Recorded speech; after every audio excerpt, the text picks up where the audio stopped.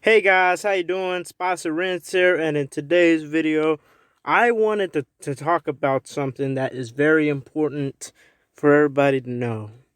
And this topic is going to be about Ford. Ford is going to be an unstoppable force. It's an unstoppable force. I just think from the beginning to like whenever time ends, Ford will basically dominate the car market. And here's why I think why. I think so in my other video, the Dodge video about why Dodge's future still has a future or something, I kind of mentioned a part where like Ford is still making V8s. They're not discontinuing V8s till 2040. So we got plenty of time, and who knows, they might run it a little longer. So here's my things. I think Ford is an unstoppable force, and here's why. I think one reason Ford is unstoppable is because, Ford kind of created the car. So really, it's just, everything that it's just like Ford kind of made the best selling cars ever. Like, they made the best selling trucks, the best selling muscle cars, and they made one of the best selling cars of all time, which is the Model T. What can Dodge and Chevy say about that? I mean, there was probably a year where Dodge made more Challengers than Mustangs, but let's be honest. Most years, pretty much, Mustang dominates the whole muscle car landscape.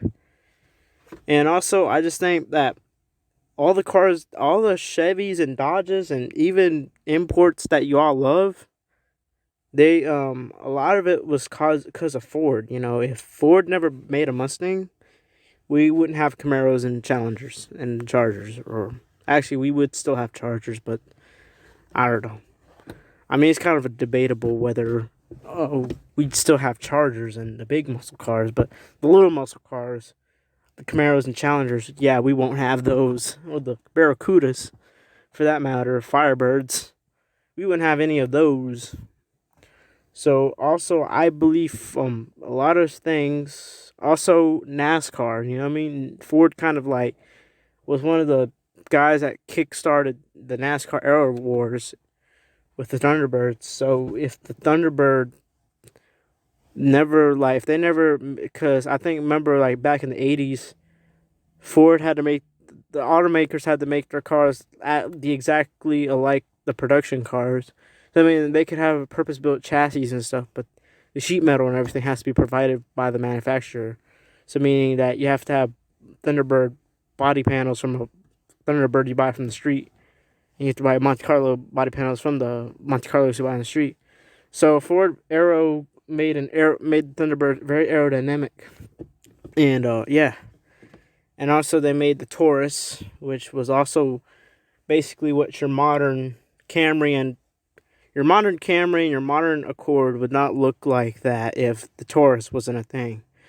So yeah, if Ford, yeah, I know a lot of people say Ford isn't the most reliable brand or whatever, which I kind of disagree. Yeah, maybe like they won't last as long as Toyotas and Hondas, which is what, like 100,000 more miles than a Ford or something. Like maybe my Honda will last 1 million and 100 miles, while the Ford will only last 1 million miles. Yeah, that's better than Chevys and Dodges. Let's be real. As much as I love the Dodges and especially the Chevys, Ford got all types of shit. And also, I just think Ford's way of like going conservative at the same time, they like to be exciting but not too exciting. I feel like that's also part of their success. Like they had the Focus RS and the Focus STs and all that stuff. They had that shit made in Britain because more people in Britain buy that. So their business strategy is really good. Also, they don't. I mean, they go crazy on their Mustangs, but they don't go freaking hyper freaking crazy, giving these things out like the way freaking Dodge be doing it. And they also, the thing is, also they have a lot of like cars, like less exciting cars, but like these less exciting cars, they're the reason why Ford can get away with all this shit. You know what I mean? I mean, if we didn't have the electric Mustang, which we could talk about electric Mustang like a little bit more later in the video, but electric Mustang, we got all these hybrid versions of the Fusions and stuff like that, all the hybrid crossovers, and they got the hybrid trucks and the electric trucks or whatever. and then they can still push out shit like the Cobra Jets and stuff like that. Ford can literally just do all that shit and have a bunch of credits, and Ford is just on a roll. You know what I mean? Like, yeah, they have all these V6 Raptors and stuff, but like, think about it.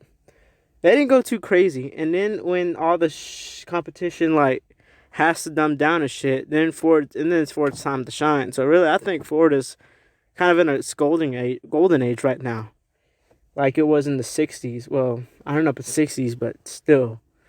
In the '90s, I think Ford was in its golden age too. I don't know. I just think Ford just keeps on making its golden age, or at least we're in the silver age of Ford. Um, I could say, but yeah, I think Ford is just an unstoppable force. They make vehicles that they dominate the world. They do all types of shit to it, you know. Shoot.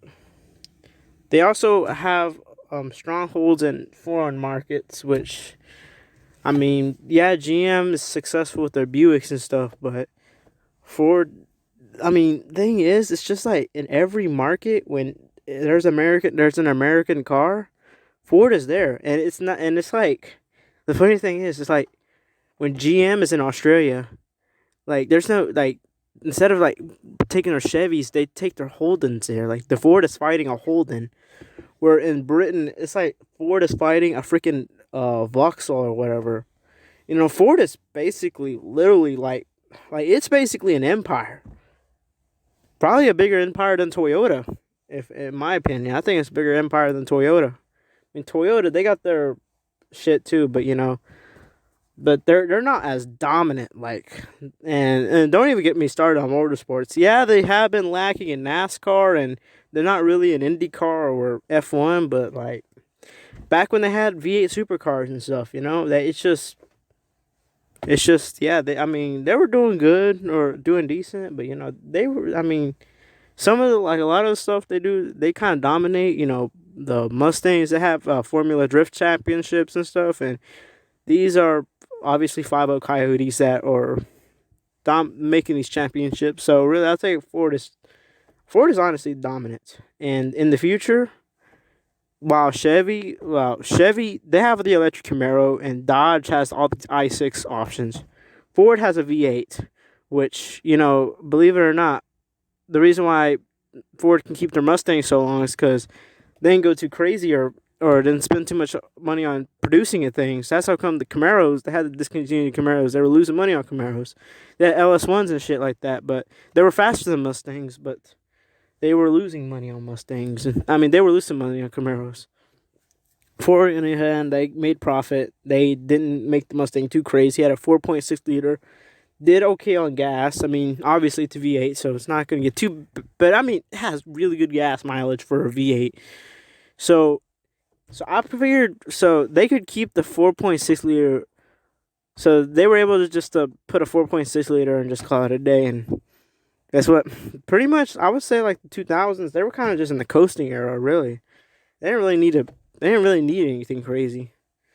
Like, yeah, they had the Thunderbird, but you know, Thunderbird was just a passion project. It wasn't really like they really weren't expecting it to break sales or anything. Yeah, but and because thing is, the muscle car that Chevy had at the time during the 2000s were literally front wheel drive Impalas, front wheel drive Monte Carlos and stuff. So you have Mustangs versus front wheel drive cars, and then you have Mustangs against these not so well marketed GTOs and G8s and stuff. Yeah, Mustang was just kicking it. Like, and plus Mustangs are reliable. Like they're reliable, and they're also cheap. They're like one of the cheapest cars to insure today. Well, the EcoBoost are. Like literally, the Miata and the EcoBoost Mustang are surprisingly the cheapest cars to insure. So I think Ford just destroys its competition without even trying. Like, yeah, hate Ford all you want, but I think Ford would just dominate the world. And in the muscle car wars, Ford was the first one to enter the pony car wars, and probably would be the last one to exit the pony car wars. Cause like Dodge, they have all their i6s, and Chevy has their electric motors. Ford still has V8s. Guess where everybody's gonna go? Everybody's gonna go to a Mustang, even if it's a low displacement 4.6, which I imagine they're gonna bring that shit back.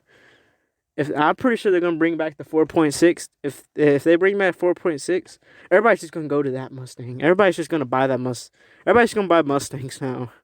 Cause let's be real, like I'm like this, like I like, yeah, used cars are nice and stuff, but if you want that new car smell, and you just gotta have the new car, you gotta have all the new shit, whatever, and then Mustang is an option.